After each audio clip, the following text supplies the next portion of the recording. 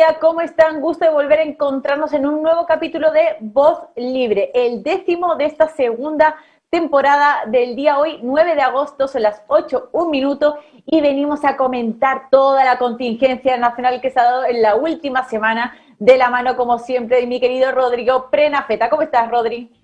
Muy feliz de estar aquí nuevamente para hablar de las desgracias que azotan a nuestro querido país, porque tenemos varios temas que son entre graciosos, trágicos, indignantes, especialmente lo que vamos a ver del Servicio de Impuestos Internos, que yo diría que es corrupción legalizada por completo, pero que hay que verlo con el mejor ánimo posible e informar a la población para que sepan de estas cosas y no se pierdan en la marea de noticias que llegan normalmente.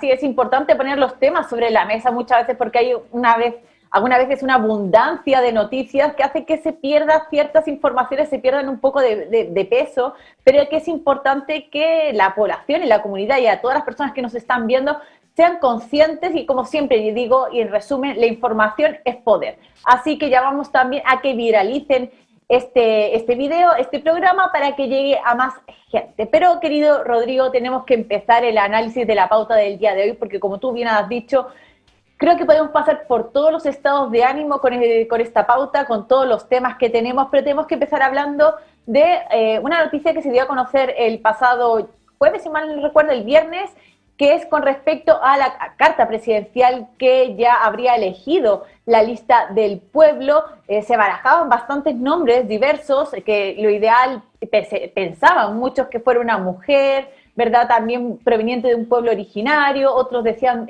Jorge Char, pero finalmente se eligió a Cristian Cuevas como la carta presidencial de la lista del pueblo, quien enfrentará ahí las elecciones de la primera vuelta el 21 de noviembre. Tenemos que analizar varias cosas de él, pero podemos decir que su biografía, por así decirlo, o sus antecedentes en la política son bastante amplios. Ha estado en diversos, por así decirlo, partidos políticos militando, Partido Comunista, Partido también Socialista, también Convergencia Social, y ha optado o ha intentado llegar también al poder legislativo de diferentes ámbitos, como diputado en contadas ocasiones, pero no ha salido resuelto. Y también ahora vamos a comentar, pero ha tenido bastantes antecedentes en el mundo sindical. Rodri, primero, ¿qué te parece esta carta presidencial en sí, por ejemplo, la persona? Vamos a hablar primero y después hablamos de las diferentes variantes que puede tener este tema. Bueno, yo podría decir que es muy acertado eso decir que una persona con un historial amplio, ¿no? Que creo que es una manera más bonita, más formal de decir que un historial un poco camaleónico. Pero más allá de eso, efectivamente este señor ha estado en el Partido Socialista, muchos años en el Partido Comunista, fue candidato a diputado por el Partido Comunista, después se aleja de eso porque supuestamente el Partido Comunista era muy moderado, se pasa justamente al Frente Amplio, después sale de ahí y ahora es electo de manera no muy democrática, eso lo vamos a ver más adelante, como candidato presidencial por la lista del pueblo. Y algunas de sus características personales es justamente que fue sindicalista mucho tiempo, el tema de Codelco, todo esto estatal, los sindicatos estatales de Codelco, que muchas veces se han destacado por ser aquellos que piden más bonos, más subsidios y se les paga porque, bueno, siempre se financia con impuestos el tema. Y también una de las cosas que le han dado mucho enfoque en los medios, que a mí no me parece que debería ser lo más relevante enfocarse, es que él es homosexual y me parece que lo importante son las ideas, no las preferencias sexuales individuales. Yo sé que hay gente que le va a molestar o le va a gustar eso, pero eso debería ser algo que simplemente es, no es ni bueno ni malo. Y eso es un poco las características de este candidato, que de todas maneras igual está generando bastante controversia, porque aunque, y esto tengo que decirlo porque es una noticia del día de hoy, aunque se le proclamó como candidato presidencial por la lista del pueblo, dentro de la misma lista del pueblo lo están criticando, ya que acusan de que esto fue nombrado de manera antidemocrática, que no se hizo una consulta popular como ellos dijeron que lo iban a hacer, y es verdad que fueron hipócritas en ese sentido, que esto sería aparentemente un intento de infiltración por parte de Izquierda Libertaria, el Partido Humanista y sectores del Frente Amplio para que pusieran a este candidato que saben que va a perder para que después apoye a Boric, y se están haciendo acusaciones cruzadas bastante grandes que muestran que igual hay como un circo político adentro, porque ¿cómo puede ser que nombres a un candidato presidencial y en menos de una semana la mitad de tu coalición ya lo quiere bajar? O sea, eso no lo había visto nunca en ningún partido, ni de lado y lado. Es bastante curioso lo que ocurre ahí. Oye, Rodri, vamos por partes entonces primero, y de hecho yo estoy leyendo algún comentario de la comunidad que dice que si Cuevas es el nuevo Sichel, pero de la izquierda. ¿Qué opinas No, con no, respecto a porque eso? Sichel se cambió de la DC a ser independiente. Ese sería como uno de los principales cambios. Estuvo, creo que en Amplitud, ya, 2 partidos. Pero este señor estuvo el Partido Socialista, Partido Comunista, Convergencia Social, creo, dentro del Frente Amplio, y ahora además la Lista del Pueblo. Yo creo que este señor es harto más. Yo diría que sería como tal vez no en cambiarse partido, pero sí en posición política me recuerda mucho como el Lavín, tal vez, porque Lavín es mucho eso de darse vuelta a la chaqueta aunque sin salirse de partido, y este señor también se ha cambiado bastante la chaqueta partidista, aunque no sé si ha cambiado tanto sus ideales, pero a mí me da más la impresión de ser como un Lavín, pero de una izquierda más dura. Claro, y con respecto a lo que estabas hablando también de a las críticas que tú me la acabas de contar, porque yo no había estado mirando ese aspecto de la contingencia el día de hoy, pero, o sea, igual me parece llamativo las críticas, pero tampoco me parece como ilógico, en el sentido de que, ¿por qué dices esto? Porque supuestamente Cristian Cuevas salió electo, según se publicó por el Tricel de la Lista del Pueblo, que fue electo por 43 votos de 73. Por lo tanto, ¿es una elección realmente representativa? No es realmente representativa. Y es un poco hipócrita, como lo mencioné antes, porque ellos hablan tanto de ser representación popular, ¿no? La Lista del Pueblo, hasta su mismo nombre lo dicen. Y ellos habían dicho que iban a hacer una consulta popular con justamente las personas que los apoyan para decidir en masa quién iba a ser el candidato. Y ellos decían que en realidad querían una mujer, que ojalá fuera indígena, al final nada de eso se cumplió. Pero lo que se observó al final es que cayeron en los mismos vicios, y tal vez hasta peor, de la antigua política, porque en vez de decir que la misma población sea la que vote y cuáles son las alternativas y elijan el candidato, decidieron entre 4 paredes votar a dedo a un candidato en que al final salió electo con un universo electoral de 70 votos, en que 30 hicieron abstención, y al final eso no es muy democrático que digamos. Hasta los partidos tradicionales han sido más democráticos porque por último hacen unas primarias, todo. Pero aquí esto de elegir el candidato a dedo, no, mira, vamos a votar 70, 40 votaron a favor, 30 se abstienen, ya, candidato presidencial listo. Es muy similar a todo eso que tanto ha criticado a la población de los partidos tradicionales. Y hasta peor, porque insisto, aquí no hubo ni siquiera una primaria, no hubo nada. Se decidió a dedo entre 4 paredes. Oye, ¿y esto crees que es el primer quiebre o la primera ruptura que puede haber al interior de la Lista del Pueblo como colectividad? Bueno, es que no es tampoco el primer quiebre, o sea, recordemos primero cómo se salieron algunos constituyentes por decir que eran muy radicales y muy violentos, y se salieron ahí algunos. A mí justamente me han comentado también que hubo ciertas rupturas internas por las declaraciones de Campillay y eso de quemarlo todo, y algunos se molestaron por esos mensajes como sangre por sangre, Guatón Boric, que publicaron en sus redes sociales, o como el vocero de la Lista del Pueblo justificó la golpiza a Boric. Entonces eso también generó problemas internos. Y ahora, en menos de una semana después, porque eso ocurrió la semana pasada, ahora se están quebrando de nuevo porque el candidato presidencial, en vez de hacer lo que habían dicho, que iba a hacer una consulta ciudadana, lo eligieron a dedo. Entonces están teniendo muchos quiebres. No creo que esto lleve a que, por ejemplo, abandonen coalición ni nada por el estilo, pero yo creo que esto nos da una señal de que si ya llevamos cerca de 3 semanas, en que cada semana se están peleando mutuamente, se están quebrando, y hace poco se salieron personas de la coalición, no me sorprendería decir que tal vez en 6 meses más estén mucho más fragmentados y varios se hayan ido para otros lados, porque son señales, las cosas no son de un día para otro, y si las señales son peleas constantes, quiebres y mentiras, claramente eso va a terminar culminando eventualmente en quiebres más fuertes y divisiones electorales. Esto podía a lo mejor debilitar la imagen del candidato de cara a obtener menos apoyos de cara a noviembre, a lo mejor de los que podría haber tenido. Claro, y además yo creo que hicieron una pésima decisión electoral porque, siendo sincero, más allá que a mí no me agrade a nivel de ideas lo que propone la Lista del Pueblo, ellos, su imagen era que eran independientes con gente nueva. Entonces yo pensé, ok, no van a tirar a Sharp. Y yo dije, ok, puede ser inteligente, porque si lanzan a alguien nuevo que no tiene ninguna historia en la política, lo pueden mostrar como que es realmente distinto.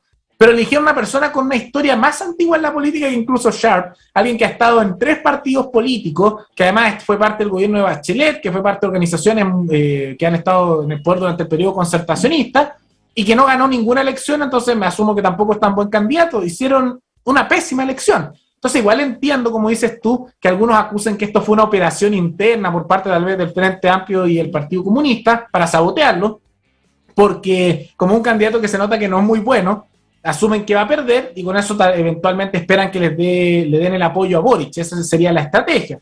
Entonces no fue una buena elección, porque insisto, electoralmente lo que les habría convenido habría sido decir, vamos a traer a alguien completamente nuevo, un profesor, un emprendedor, alguien nuevo que no ha estado jamás en política, y lo mostramos como un candidato nuevo.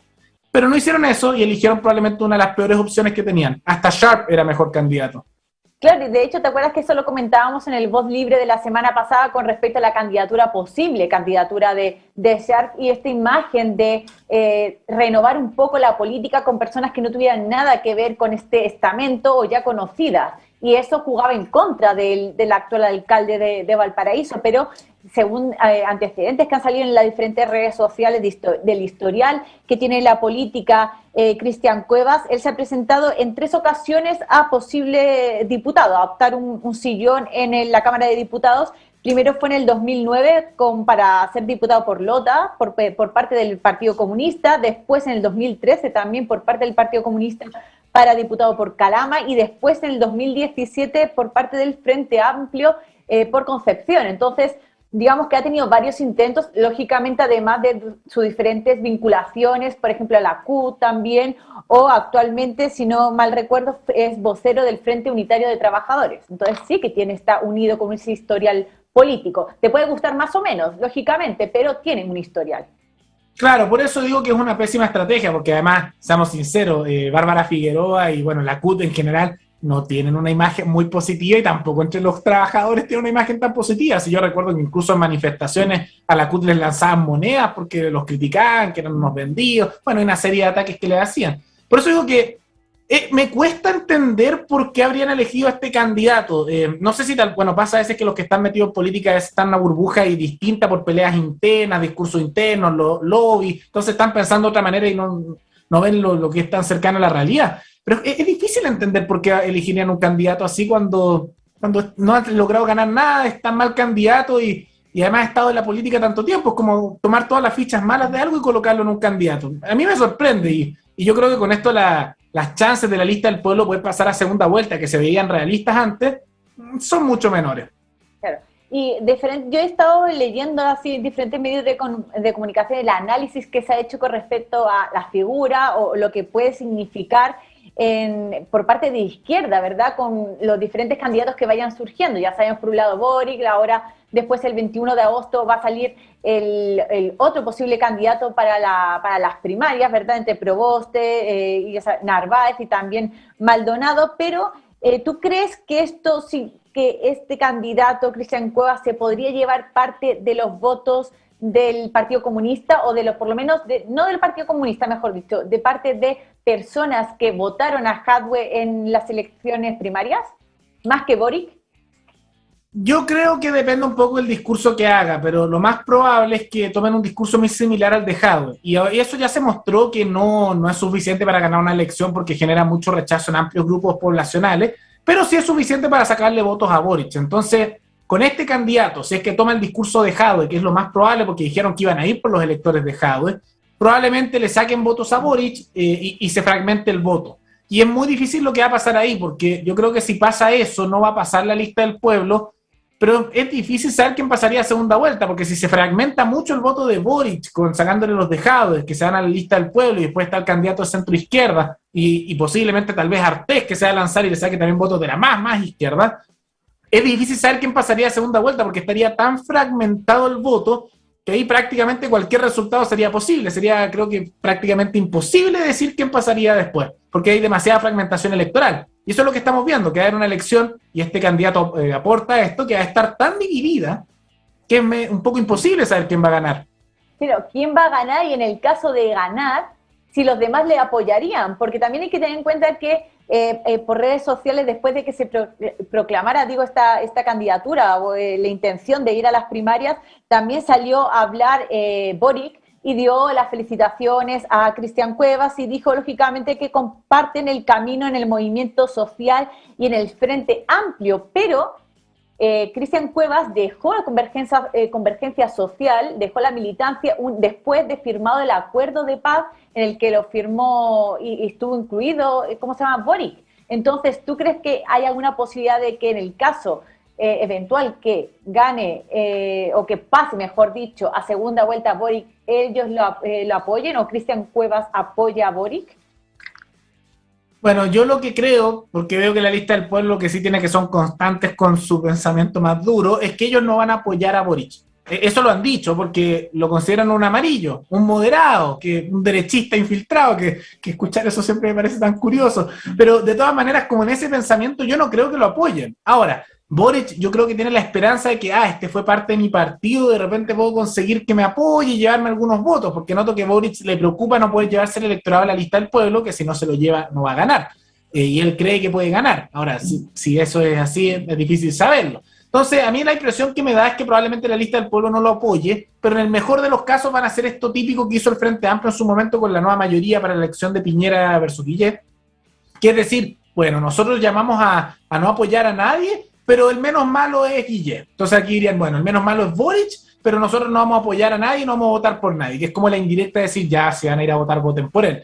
Pero no me los imagino apoyando de fondo al Frente Amplio porque ellos mismos, y es parte de su electorado y su pensamiento también, los consideran traidores moderados, y lo han dicho. Entonces dudo que cuando has apoyado funas, golpes contra otros, los has tratado de falsos izquierdistas, que son derechistas infiltrados, que de un día para otro después digas, ya, vamos a apoyarte y te vamos a hacer campaña. Realmente me parece poco probable. Bueno, iremos viendo lo que se va dando en la contingencia, porque tú ya sabes, esto cambia de un día para otro y surgen repercusiones y surgen comentarios constantemente, y veremos también cómo se va dando esta candidatura, porque si mal no me equivoco necesita más de 30.000 firmas para reafirmar esta posible paso al 21 de noviembre, ¿no? Sí, no, es un tema que está como bien dividido. Me parece que, insisto, ver el futuro, lo que puede pasar es medio complicado, pero lo que sí creo que se va a terminar desarrollando es que eventualmente esto va a empujar, y creo que esto va a terminar generando eso, a que el Frente Amplio cada vez se acerque más con la centroizquierda y puede que hasta puedan formar coalición. Yo creo que eso es una posibilidad real, porque se están notando los acercamientos, mientras que la lista del pueblo, a la vez que se aleja de eso, puede que se terminen uniendo con los comunistas, con los que muestran mucho acercamiento, y que el mismo Jadwe en el último tiempo ha estado mandando indirectas de, bueno, tal vez no podemos apoyar a Boric, nos está dando libertad de acción y constantemente lanzando ataques. Eso es lo más probable que creo que se dé, y sería como la gran sorpresa del último tiempo. Bueno, Rodrigo, tenemos que, bueno, como ya digo, iremos viendo lo que se va dando en la contingencia, y seguro que el próximo lunes venimos con muchos más cambios con respecto a lo que haga la lista del pueblo, y también unidad constituyente, porque ya el 21 son también las elecciones primarias que van a llevarse a cabo, así que habrá mucho que también comentar con respecto a eso. Pero tenemos que cambiar de tema, y hay otro que también se ha llevado las miradas la semana pasada, y es respecto a la convención constitucional.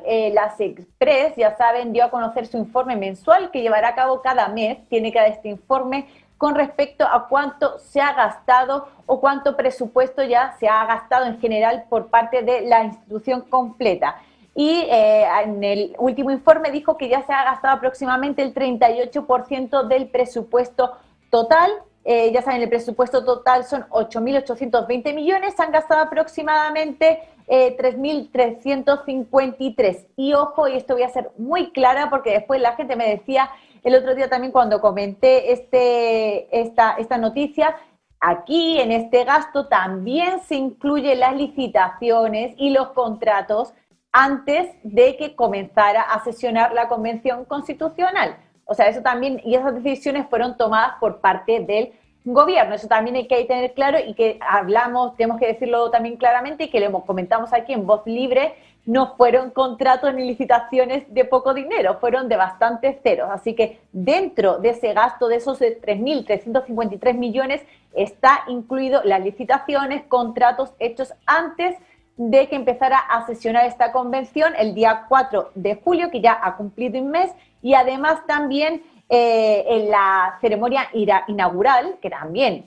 fue bastante carita, y los gastos que se llevaron a cabo después de computadores, etcétera, que fue lo que retardó el inicio de la convención. Y eso es por parte también de decisiones que llevó a cabo la Sexpress. Así que aclarado eso, ¿qué te parece, Rodri, este 38% del presupuesto?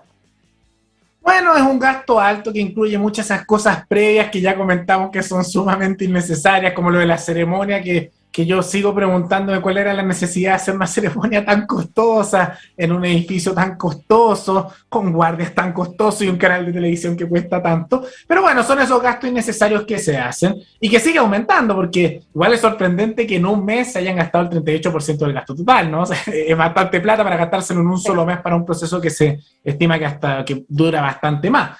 Pero lo otro que a mí también me preocupa es cómo van aumentando otros gastos. Está, por ejemplo, el aumento de las asignaciones, que pasaron ya a ser 4 millones, un poco más de 4 millones de pesos para la mayoría de los convencionales y un poco más, casi 4.300.000 para aquellos que son convencionales indígenas, porque por el mero hecho de ser indígenas les dieron más plata, lo que me parece un poco curioso, como una diferencia medio arbitraria.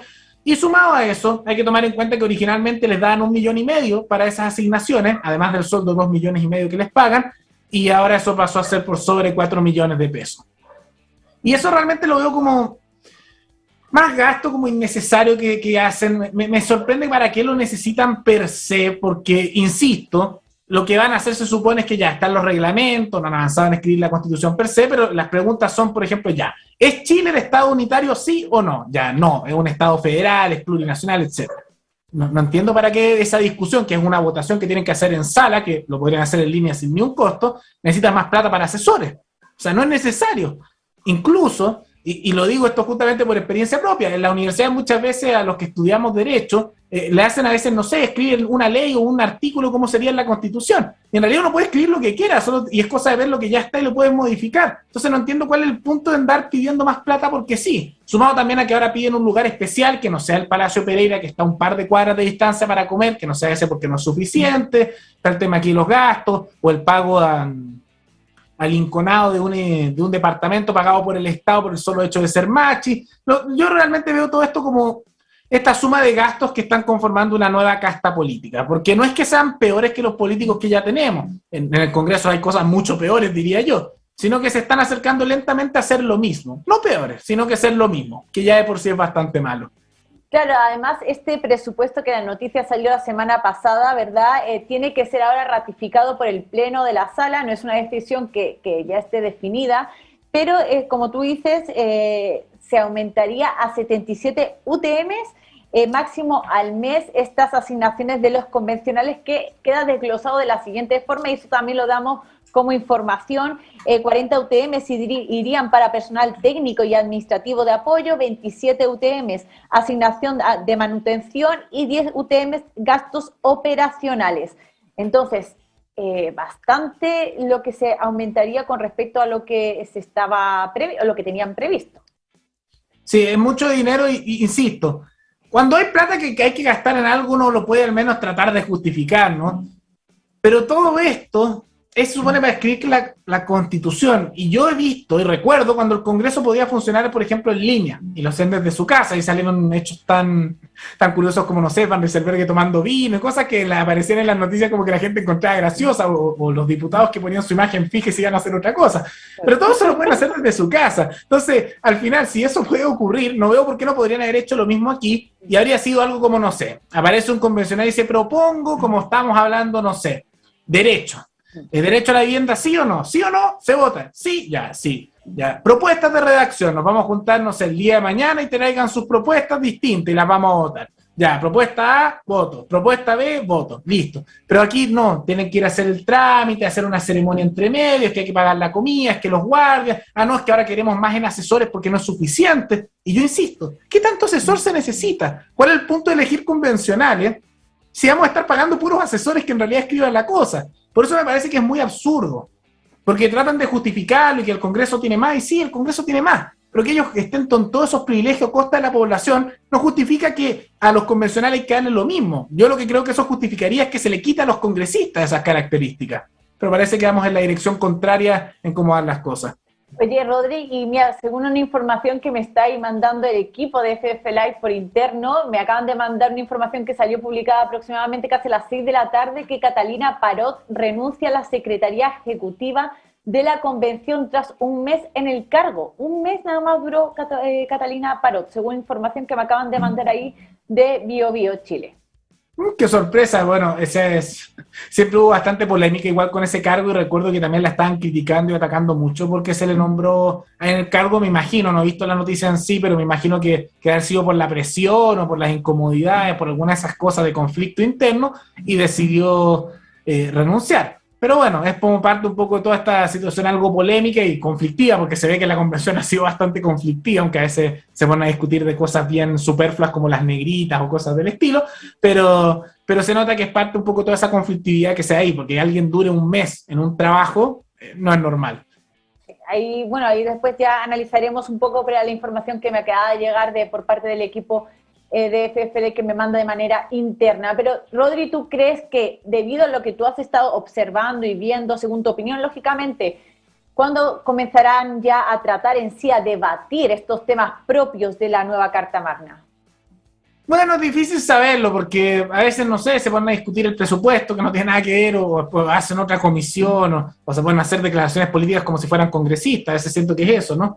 Yo espero que este mes que entra, el siguiente, este no creo, empiecen ya a escribir propiamente tal, pero es difícil saberlo porque de repente se ponen a hacer cosas que no tienen nada que ver, como lo de la comisión de presupuesto fue algo más o menos en su momento que lo discutieron y pidieron y se les dio y empezaron a organizarlo y ponen unas comisiones. No sé si quieren agregar más temas a su reglamento. Es difícil saberlo. Yo espero que el mes que sigue empiece ya a trabajar propiamente tal en la Constitución. Pero incluso cuando comiencen a trabajar en eso, creo que el avance va a ser muy lento, porque si ya les cuesta ponerse de acuerdo hasta en las reglas de cómo se trabaja, y eso que ahí ya más o menos hay más puntos en común que cuando hay que hablar de temas de fondo, cuando se pongan a discutir sobre cosas como plurinacionalidad o Estado federal, presidencialismo, semipresidencialismo o un sistema parlamentario, suma y sigue, yo creo que se van a tardar mucho tiempo y dudo mucho que les alcance el plazo que tienen estipulado para terminar porque se van a tardar mucho en las discusiones. ¿Ni siquiera los 3 meses extra? Porque son No 9 creo que meses. alcance. Es que es cosa, veamos, ¿cuánto tiempo se han tardado aquí? Un mes entero en reglamento y todavía no terminan. Y ahora van a seguir con eso. Y eso es un tema de forma, o sea, eso es cómo se va a votar, cosas así. Ahora imagínense cuánto se va a tardar siendo que, por ejemplo, digan ya, debatamos cómo se va a organizar el país a nivel general, ni siquiera estamos entrando en específico, a nivel general estructural del regionalismo. Y ahí hay distintas posiciones de todo. A ver, ¿cuáles son los derechos que van a estar en la Constitución? Ya, por ejemplo, no sé, el derecho a la vivienda, ok, pero ¿hasta qué punto? O el derecho a la vida, ya, pero ¿con qué excepciones o por qué? Y ahí extensión. Por eso dudo mucho que les alcance el tiempo y no me sorprendería que lo que termine ocurriendo después es que el Congreso a petición de ellos les diga ya, bueno, otro año más y se vaya alargando así el plazo, como ha pasado en otros países, que también los plazos se alargan y se alargan hasta que se vuelven medios eternos y los procesos que duran un año o dos se terminan convirtiendo en procesos de, no sé, 5 años o una década. Oye, esperemos por lo menos que no se dé como el ejemplo que tú dices extranjero y que respete los plazos en la medida de lo posible, pero siempre lógicamente respetando los plazos, haciendo una buena propuesta de constitución. Lógicamente esto sabemos que después se tiene que votar por parte de toda la ciudadanía en este plebiscito de salida, pero que se intenten usar bien los tiempos, pero elaborando lógicamente buenas propuestas, que es lo necesario para que haya de verdad cambios reales. Pero Rodri, si te parece, antes de pasar a los 2 temas que nos quedan ahí en la pauta, voy a leer algunos comentarios de la comunidad que se está pronunciando sobre lo que nosotros vamos comentando y aquí también es muy importante su opinión al respecto. Dice por aquí José LRZ85 desde Instagram, dice, a Parot le habían dado ese puesto como premio de consuelo al perder en la elección.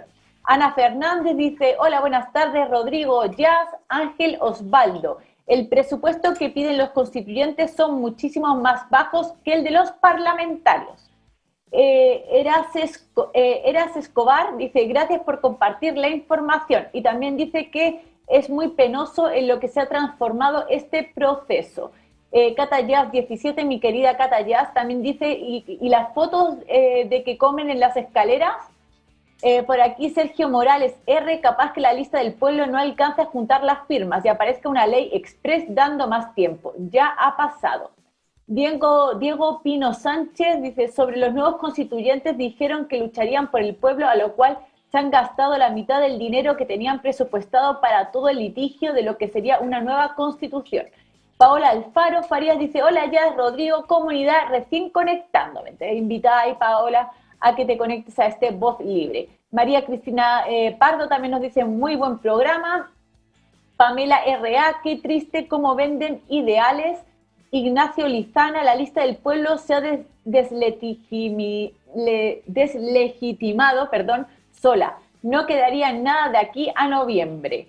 Hay algunos comentarios. Fabricio Reyes nos dice la lista de unos pocos. Mónica Carvajal va para donde caliente el sol. Cristian Cuevas. Cristian Arancibía, saludos desde Viña del Mar. Jazz, Rodrigo, hacen una pareja muy buena. Además de informar, son entretenidos. Mira, Rodri, además de informar, se lo pasan bien con nosotros. Bueno, así tiene que ser. ¿Cómo vamos a estar sufriendo con tanta noticia? Hay que reírse un poco con tanta desgracia.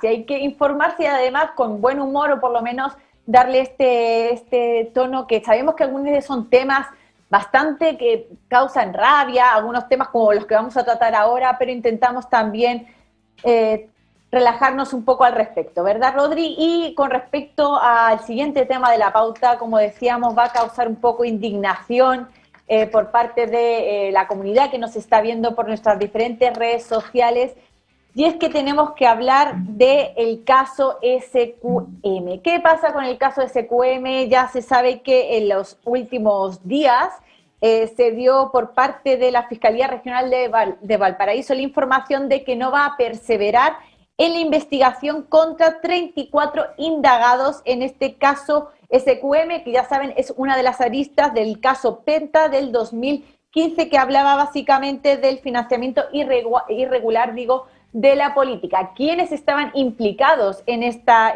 arista del caso SQM? Pues básicamente, ya saben, algunos nombres conocidos o que les pueden sonar: el exministro del Interior, Rodrigo Peñaelillo, también algunos hijos del senador Pizarro, y también Irina Rossi, que es hermana del ex senador Fluvio Rossi. ¿Qué opinas con respecto a esto, Rodri? Porque sobre todo aquí un rol fundamental fue el del Servicio de Impuestos Internos. Bueno, yo creo que es un caso sumamente indignante y que yo lo veo como un caso de corrupción legalizada. En la práctica es eso. Hay una columna de Matamala que es bastante buena y que muestra justamente cómo hay estructuras legalizadas de corrupción, que no es ilegal, pero es una estructura que es injusta pero legalizada, porque no siempre la ley es justa, muchas veces no lo es. Entonces, ¿qué es lo que ocurre? Que para este caso Soquimich, para poder comenzar a hacer el juicio y poder empezar a buscar ya tú eres culpable, tú no, y se puedan presentar todas las pruebas, que además los fiscales dijeron que tenían muchas pruebas, necesitaban, porque así está conformado, que el Servicio de Impuestos Internos, que es el que se encarga de manera prácticamente rígida de cobrarle impuestos a las pymes, a todos nosotros, y que si no pagas un mes te destruyen, todo aquel que haya tenido problemas con el Servicio de Impuestos Internos sabrá esto. Bueno, el que era el director, el que es del Servicio de Impuestos Internos, tenía que decir, ok, vayan adelante y empiecen a investigar a estos señores. Y él dijo que no. Entonces, ahí viene la pregunta, ¿por qué dijo que no? Bueno, hacen sus justificaciones entre medio, pero lo curioso es que este señor fue nombrado en 2015 por la presidenta en su momento, Michelle Bachelet, y en el 2018 fue nombrado nuevamente por el presidente Sebastián Piñera. Ahora, yo me pregunto, en un caso donde había personas imputadas desde la izquierda hasta la derecha, porque había algunos imputados de la UDI, había una asesora de CAS, también estaban personas de la Democracia Cristiana, del Partido Socialista, de manera amplia del PPD. Para un caso que tiene que ver con todos los políticos de lado y lado, de masiva corrupción, y tienes a una persona que la nombraron a dedo en dos gobiernos que son de las respectivas coaliciones, ¿qué creen que iba a pasar? Obvio que no iban a investigar, claramente. O sea, hay una falsa separación de poderes ahí, porque la persona que va a investigar al político es nombrado por los mismos políticos.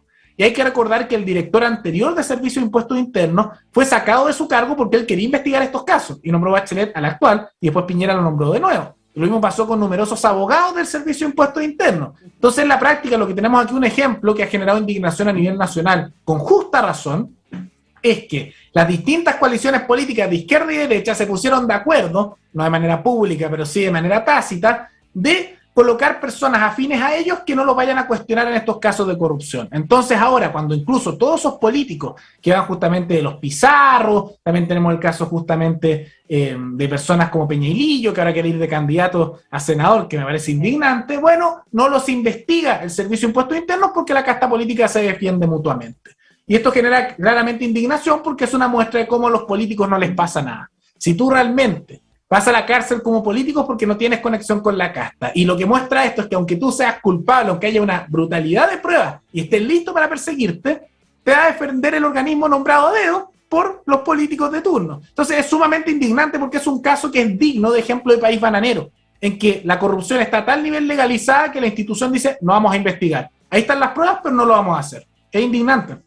Sí, y no sé, es que a mí lo que me llamó la atención de diferentes noticias que salieron con respecto a esto fue lo que comentó la fiscal que lleva la causa, ¿verdad?, que es Claudia Perivancic, que dijo que no significa que esto que ocurrió no significa que no sean que sean inocentes, perdón, sino que no hay antecedentes suficientes para comenzar esta investigación, porque el Ministerio Público tenía claros elementos para entender que habían tenido participación en delitos tributarios. O sea, que se está diciendo que hay graves antecedentes, pero que no se puede avanzar simplemente porque no hay una querella del Servicio de Impuestos Internos. O sea, es la piedra que frenó toda una tremenda investigación. Es que eso es lo malo, porque ahí, insisto, ellos dicen, tenemos las pruebas, están aquí, pero no nos dejan avanzar, porque estos son temas procesales que no pueden avanzar si es que el Servicio de Impuestos Internos no les dice, vayan, avancen. Y como el Servicio de Impuestos Internos con su director dijeron, no, aunque tengan las pruebas, aunque probablemente en un juicio, en un país donde realmente hay un derecho que sea justamente independiente del mundo político, se les condenaría e irían a la cárcel estos políticos de lado y lado. Acá no pasa, porque aunque están las pruebas, aunque haya la voluntad de perseguirlo, si el Servicio de Impuestos Internos dice que no, no se puede avanzar. ¿Por qué no se puede? Porque así está estructurado el derecho. Entonces, eso es lo indignante, porque quedó de manera evidente que esto es prácticamente corrupción defendida de manera pública. Y lo peor es que no lo están hablando ya mucho los políticos, lo hablaron un día, hoy qué indignante, qué terrible, no, y ya no lo han hablado más, cuando esto debería ser un escándalo que se debería estar hablando por semanas. Pero incluso la prensa ya lo habló un día y como que ya pasó, hablemos de otras cosas. Me parece sorprendente, se muestra una complicidad con la corrupción en este país que es vergonzosa. Oye, Rodri, y eso también a lo mejor viene a demostrar el poder que tiene el Servicio de Impuestos Internos en todo esto, porque me refiero, ellos no plantearon una querella, pero no hay ninguna forma, y tú que a lo mejor sabes más de derecho y a lo mejor de litigios que se podrían llevar a cabo, no hay ninguna forma de que se pida o se solicite investigación, aunque el Servicio de Impuestos Internos no quiera presentar una querella, sino que por lo menos se entreguen datos, que el Servicio de Impuestos Internos no investigue, pero entregue datos a la Fiscalía. Bueno, es que eso tendría que ser en razón de otra demanda y que tenga que ver, porque no puedes pedir datos porque sí. Entonces, probablemente, tal vez, se podría hacer una demanda aparte por tal vez financiamiento ilícito, obstrucción electoral, habría que buscar alguna otra cosa, pero ya es más difícil porque el principal tema, que era lo del caso Sukimich, era tributario, y como un tema tributario, la ley dice que se establece debajo de lo que es el Servicio de Impuestos Internos para comenzar las querellas. Entonces es complicado, o sea, siempre se pueden buscar otras aristas y demandar, pero también incluso si se piden los datos al Servicio de Impuestos Internos y digan, oye, tiene que ver con la investigación, pásanos los datos. ¿Qué impide que de la misma manera que ahora dijeron no vamos a investigar, digan no? ¿Cómo los vas a obligar? Que al final ese es el tema. Te dicen que no. ¿Cómo los obliga? Si ellos mismos se controlan, entonces ¿cómo los obliga? Y es cosa de que no quieran continuar y que impune la corrupción. Eso es lo indignante también de este caso, que muestra de manifiesto eso, que la gente asume, hoy ya, pero puedo demandar y esto y lo otro, y te das cuenta que no. Es el monopolio del Estado. Si no quieren, no puedes hacer nada. Y eso es lo terrible de esto, no se puede hacer casi nada. No, escandaloso, la verdad es que esto es realmente indignante. Hay que ver los comentarios que está escribiendo también la comunidad de lo que puede generar esto y lo que significa más bien lo que tú dices, la impunidad que significa que este caso no siga siendo investigado y se queda hasta ahí. Esto quiere dar a entender que a lo mejor hagas lo que tú hagas, si se pone una piedra de tope, como en este caso el Servicio de Impuestos Internos, lo que hayas hecho da igual, porque encima puedes volver no se te va a investigar, incluso puedes volver a lo mejor, en el caso, digo, por ejemplo, de Peñailillo, que es el que salió y que es uno de los 34 personas que estaban dentro, o sea, no lo estoy diciendo yo porque sí, sino que estaba dentro de estas 34 personas que estaban siendo indagadas y que ahora ya anunció su candidatura como senador por la región del Biobío. Bueno, es que ahí se nota también la indignación poblacional, porque no hay justicia, y si no hay justicia, lo hemos hablado tanto en este programa, que por eso hay que reformar la justicia, si no hay justicia, no se puede hacer nada más, no puedes luchar contra la corrupción si no hay justicia, no puedes reformar nada si no hay justicia. Y como el sistema judicial está claramente intervenido por el mundo político por cómo incluso se nombra, y facultades que deberían ser del Poder Judicial están muchas veces en organismos administrativos, como el Servicio de Impuestos Internos, bueno, Nada que hacer. Y es como también lo que pasa con el fiscal nacional. Lo nombra a dedo el presidente, que ahora es Abbott, que lo nombró Bachelet en su momento. Y que se sabe también que, por ejemplo, y esto también lo habló Matamala, que a muchos fiscales que querían investigar temas, Abbott los retó y los empezó a aplastar por dentro. Entonces se encarga la casta política de protegerse mutuamente. Y es muy difícil que estas cosas cambien porque no le conviene a nadie de ellos que cambie. O sea, eliminar eso sería justamente quitarle poder a los políticos para controlar cómo los van a juzgar. Y por eso, aunque muchos digan, no, qué terrible, nadie está proponiendo ni una ley para cambiar esto. Son puras palabras al viento y que en realidad no quieren cambiar nada porque les conviene que no cambien, si no les puede pasar nada. Y siendo lógico, ellos, ¿por qué querrían cambiar algo que les puede perjudicar y que ahora les beneficia mucho? No lo van a hacer. Oye, ¿tú crees que también más allá de crearse a lo mejor leyes o algo de eso, por parte de los partidos políticos, intenten cambiar ciertas situaciones? Porque es verdad que muchos partidos o no pueden bloquear ciertas candidaturas porque no están condenados o simplemente a lo mejor es una investigación, pero no debería también haber ciertas modificaciones al respecto, simplemente alguien que a lo mejor se cuestiona, intentar no impulsar una candidatura a lo mejor o que esté en la palestra. Bueno, eso también puede llevar al otro nivel, porque si saben que ya con que te acusen de algo te pueden sacar de la candidatura, es cosa de que cualquiera ya organicemos algo, aunque sea falso, y acusemos. Sea un poco para el otro lado, ¿no? Yo creo que tal vez la mejor manera de esto, más que una estructura legal que al final siempre se terminan manipulando, terminan cayendo en lo otro, es informar. O sea, por ejemplo, si a Peñilillo se informa mucho esto, dudo mucho que salga electo porque va a tener pésima imagen porque fue salvado básicamente por el Estado de un caso de corrupción. Y los partidos no le van a dar su apoyo como está pasando ahora porque se va a ver muy mal. Entonces yo creo que más que nada hay que fortalecer el rol de la prensa independiente porque ahí se habla más de estos temas. Porque cuando se ocultan es que no pasa nada. Y al final las leyes siempre son manipuladas por los políticos, pero si la prensa tiene un rol fuerte, las cosas se saben y es la misma población indignada la que puede hacer que se lleguen a dar cambios. Yo creo que por ahí va más el camino. Sí, totalmente, Rodri, hay que fortalecer los medios de comunicación independientes, como es el caso a lo mejor de FF Live, lógicamente, que intentamos expandir la información y también llegar con temas que normalmente no se tratan en los medios tradicionales o, como tú dices, no se le da la cobertura suficiente, porque este caso de SQM sí salió en la prensa, pero como tú dices, salió, fue un día y ya prácticamente nadie más volvió a hablar de esto, entonces, y es un tema realmente escandaloso, pero una cosa, una aclaración, no aclaración, pero algo también que es importante comentar. Tú dices que no hay posibilidades a lo mejor que salga, en este caso Peñalillo como senador, pero también estamos hablando, y no es que quiera personificar un caso, pero estamos hablando, por ejemplo, de la candidatura de Jasna Proboste, que fue una persona que estuvo inhabilitada durante 5 años, y no me voy a meter en el tema de los 600 millones ni nada de eso, simplemente me baso en un hecho efectivo que fue que estuvo inhabilitada y ahora está camino a una candidatura presidencial. Entonces, ¿podría ser más de lo mismo con respecto a este caso? Bueno, es que yo diría que el problema está en la prensa, porque, insisto, probablemente si la prensa hablara más de ese tipo de cosas no tendría posibilidades, pero la prensa no lo habla. Nuevamente ahí está el problema, porque ya tuvo la acusación, después justamente se le inhabilitó por 5 años, pasados los 5 años ya puede. Y al final después depende de la voluntad ciudadana saber si la van a elegir de nuevo o no. Y bueno, ahora está en el Senado, o sea, la eligieron para eso y puede que la elijan como candidata. Y ahí yo diría que falla la prensa, porque muchas veces las personas se olvidan, o sea, algo que pasó hace 5 años, si no lo recuerdan, la gente se la va a olvidar.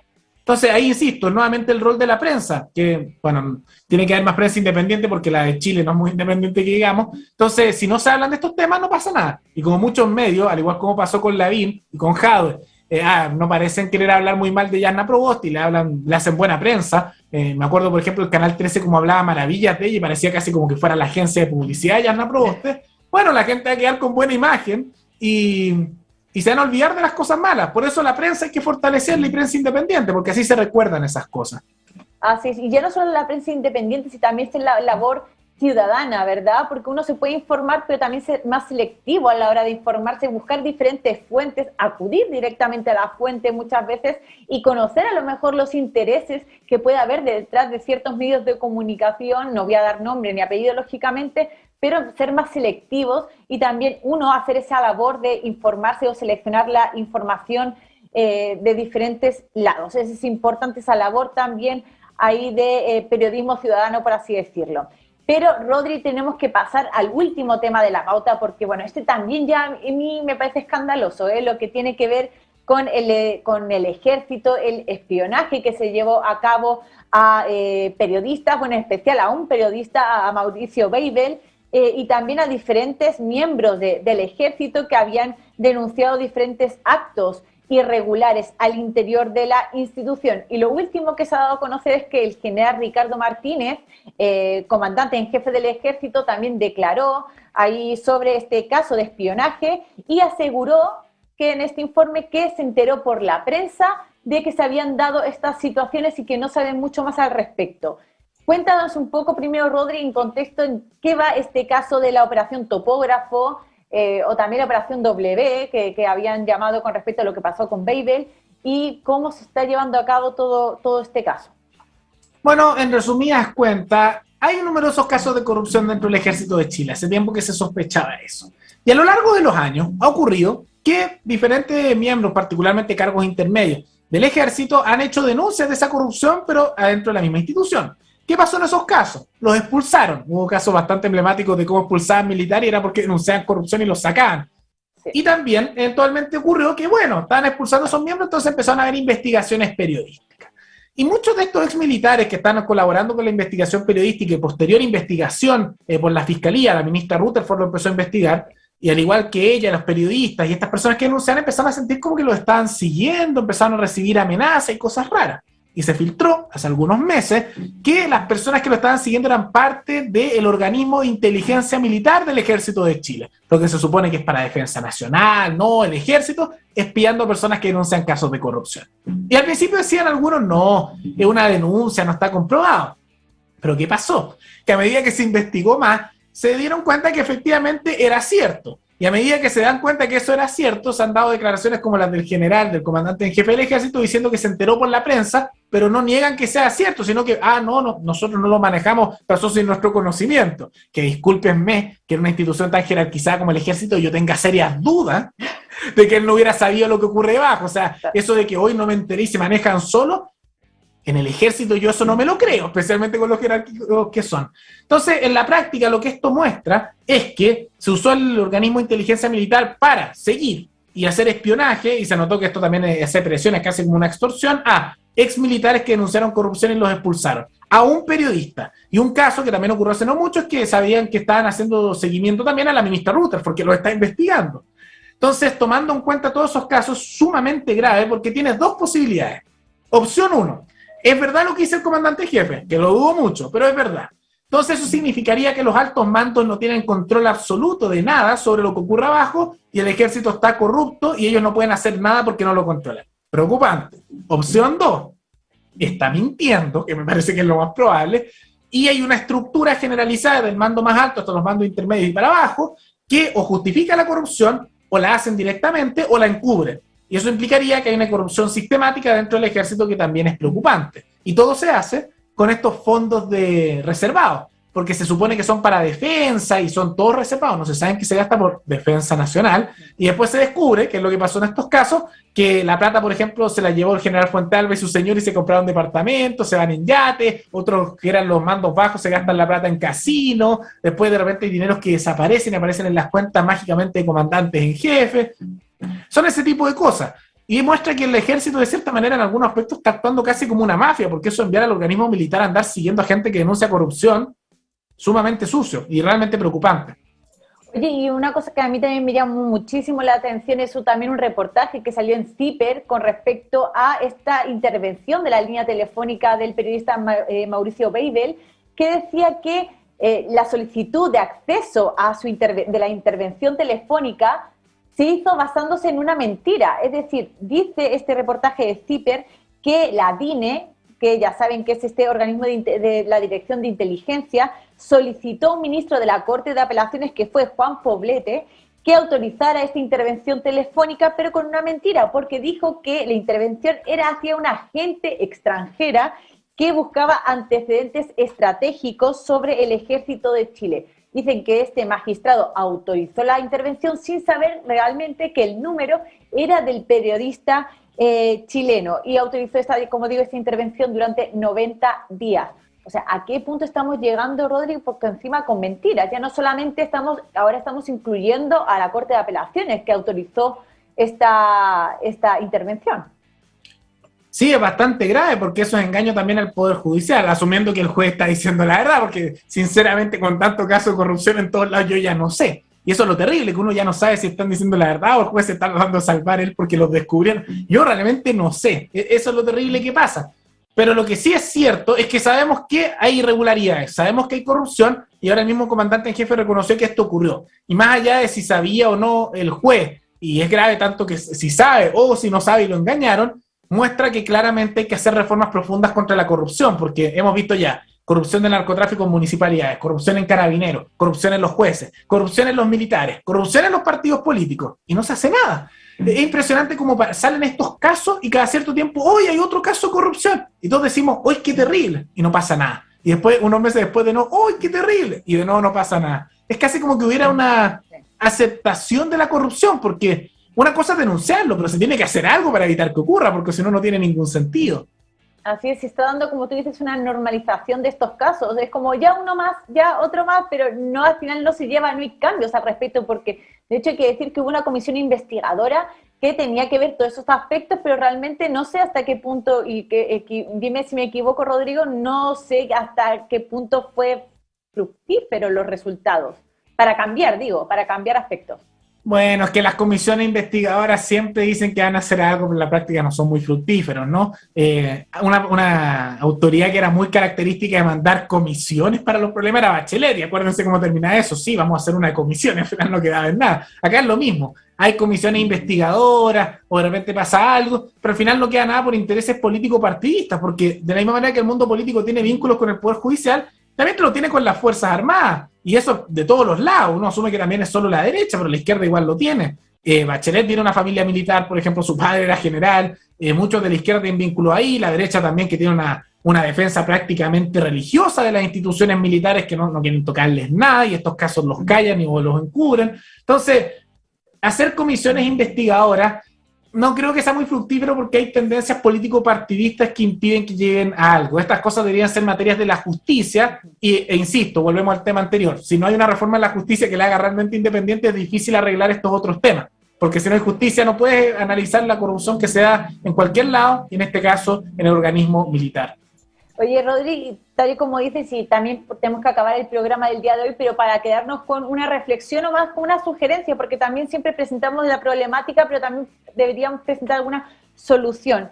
Y ya dices que a lo mejor la labor fiscalizadora de una comisión investigadora por parte de los diputados no tiene mayor fruto, ¿verdad? ¿Por dónde hay que empezar los cambios? ¿Aquí hay que cambiar la justicia o cambiar directamente lo que es la institución del ejército? ¿Por dónde se empieza el cambio?